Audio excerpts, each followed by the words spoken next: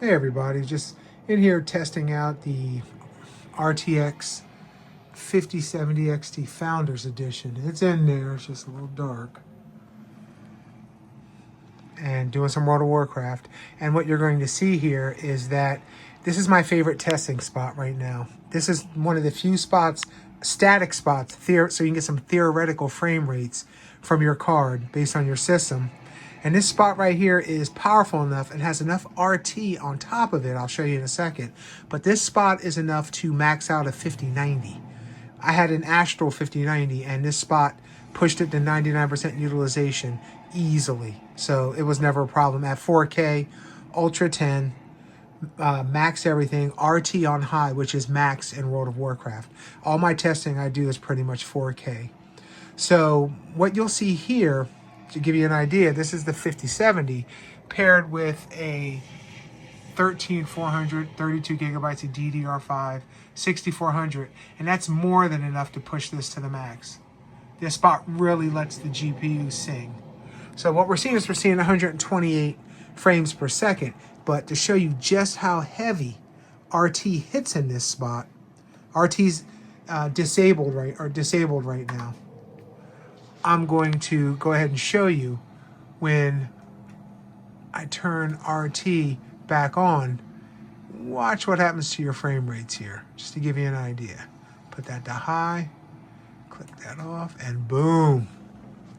Oh,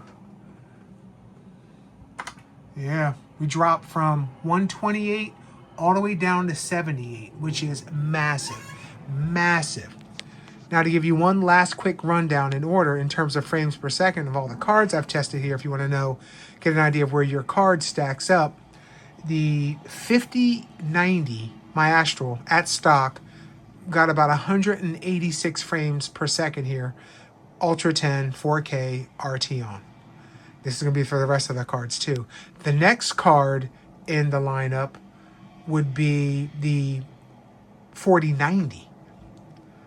I had a liquid 4090 and it clocked in at about 147 frames per second. Not bad, not bad, not bad at all. The next one down would be the 5080. And if with RT on, the 5080 clocked in right around 126 in this exact same spot, RT on. And then from there, things get not great. The 9070 XT, in this spot here, it starts to show its weakness in RT, but you know that's against a 5080. In this spot, the 9070 XT topped out right around 100 to 105. That's as good as it can get, which is very impressive for the 9070 XT.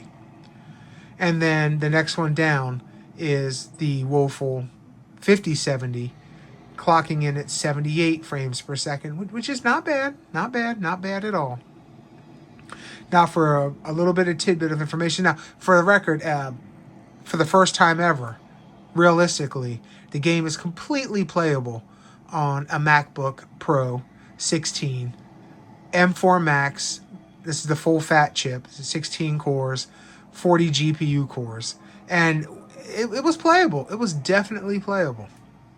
You know, it's the first time. I had played it before on an M1 Pro, and it was not a pleasant experience. I had to dial down a lot of things, but this time around, yeah, World of Warcraft is definitely playable. But overall, oh, and another tidbit, if just for overclocking, just to give you an idea how overclockable the 5090s are. That Astral that clocked in at 186 frames per second stock, when overclocked to plus 3000 on the memory, like all of them, and a plus 307 offset curve, voltage pushed to max, power limits already preset to the max. It all of a sudden now was getting 210 frames per second in this exact same spot. So in the realm of cards, and should you overclock them or should you not overclock them, the 5090 definitely brings the high heat. Now, does this card?